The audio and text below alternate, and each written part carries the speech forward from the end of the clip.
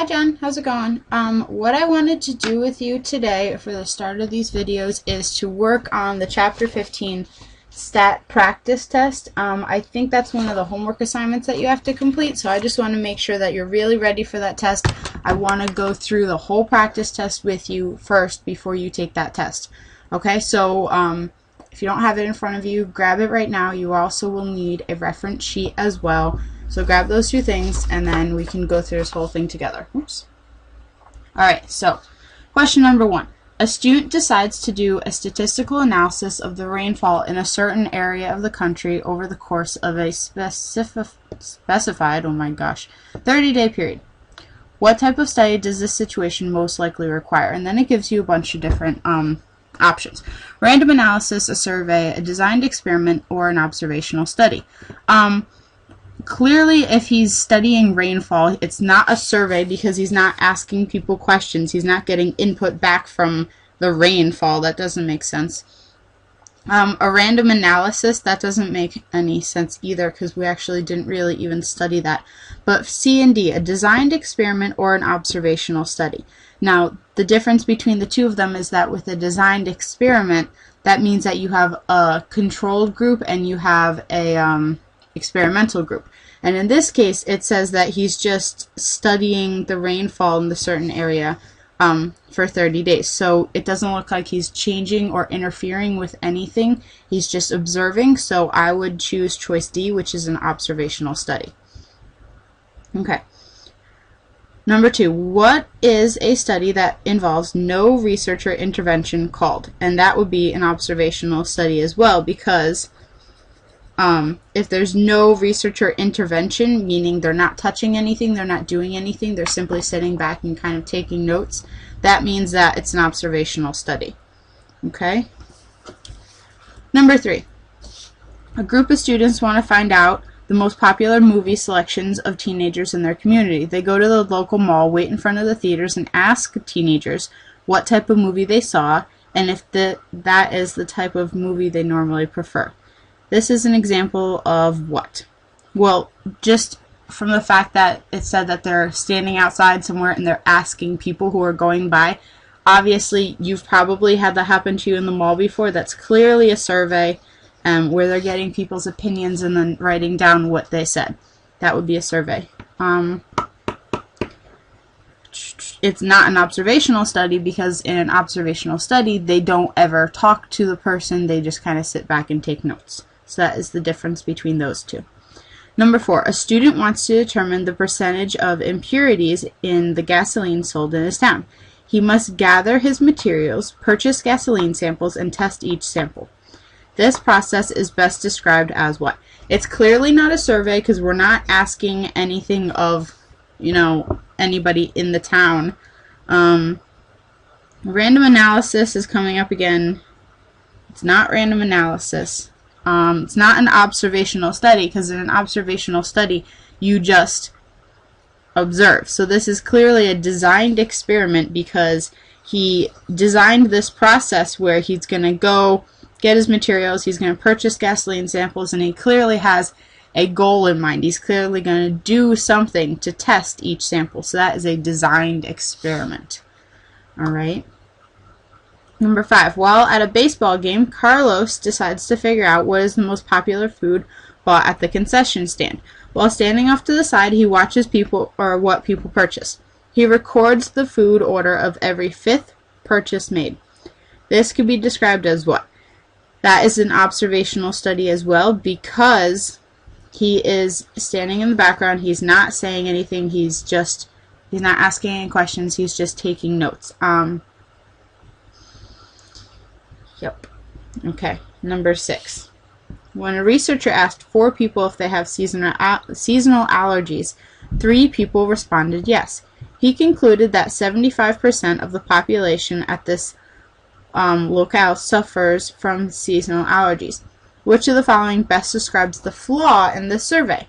Well, clearly, just because 3 people have seasonal allergies, that doesn't imply the fact that 75% of the whole population also suffer from allergies. So, the flaw in this design is that the sample size is too small. You can't just go ask one person or a couple people a question and then generalize those findings to a huge percentage of people. That's actually one of the things that we had to study when I was taking statistics in college is you know, the appropriate size of samples that you need to gather if you want to generalize to a population. So like if your population is a couple of thousand people, it'll actually tell you you need to go and sample this many from this population. But we didn't really go into that in depth, but that is just something that you would notice. The flaw is that the sample size is too small. Alright, next page. That was just like pretty much what we did on the very first day. You will have a few questions like that on the test. So just do your best, read the question, think about what they're asking of you, and I'm sure that you will do fine. Alright, number 7. Using the data in the table, which statement is true? And then it has the mean is greater than the mode, the mean is equal to the median, blah blah blah. All these 4 different answers. Well, clearly we don't we can't figure out which answer is correct until we figure out what the mean, the median, and the mode are for this question in particular. So this is question number 7, and then you have the table in front of you. I'm not going to draw it out, but we need to figure out what the mean is. We need to figure out what the median is, and we also need to figure out what the mode is, and then we can compare those in the answers below. Okay, so you have a table in front of you, and that is a frequency table. So hopefully you remember that when we're typing values into our calculator from a frequency table, you need to do it in 2 different lists. So in order to edit those lists, we're going to go to Stat. The first option is Edit. And then whatever is in there already, just clear it out by going on top of L1 or L2, hit clear and enter. And then you can type your stuff in. So in the first list, L1, I'm going to type in the X values, the measures. So that would be 8, 10, and 14. And then in L2, I'm going to type in the Y values, which are the frequency, which is 1, 3, and 2. Okay? Then to figure out the mean, the median, and the mode, the calculator does the work for us. We're going to go back to Stat, this time to Calculate. And we always, always, always in this class are doing one variable statistics. But we need to tell the calculator where we put our information. We put it in list 1 and also in list 2. So comma list 2. That comma is important. And then hit enter. Here we go. So our X bar or our mean is 11. Our median is listed further down. Right there. Our median is 10. And then how do we figure out the mode? The mode is not something that is listed on our calculator. If you look at your table, it goes 8, 10, 14. Those are the X values, and then the frequency is over here. And the frequency is listed as 1, 3, and 2. And remember now that the mode is just which one of those values occurs the most. So the frequency table tells us that, hey, this value occurs the most because it occurs 3 times, but that doesn't mean that our mode is 3. That means that the value 10 is our mode because that's what occurred the most. Okay, so now we need to go down and compare all of our answers. Choice A says that the median, which is 10, is greater than the mode, and the mode is 10 as well, so that doesn't make any sense. B says that the mean, which is 11, is equal to the median, which is 10. That doesn't make any sense as well. C, the mean, which is 11, is greater than the median, which is 10, and that is what makes sense. Let's just check D really quick to make sure. It says that the mean is less than the mode, which does not make any sense, so our answer is choice C for question number 7. Okay?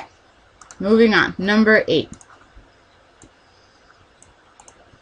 Find to the nearest tenth the standard deviation of the following distribution.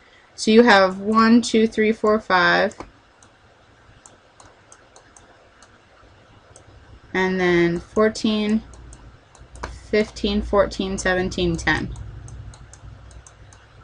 So Just because the table is listed sideways this time doesn't mean anything. You're still going to input it the exact same way. Apparently the top row are the scores, the bottom row are the frequencies. So I need to go back into my list. We're looking for the standard deviation. So I want to point out to you the fact that a lot of the points that you're going to get on this test come from showing exactly what you did in your calculator. So I'll show you what I mean by that. We actually need to edit first. We need to edit those lists, clear out what we have in there already.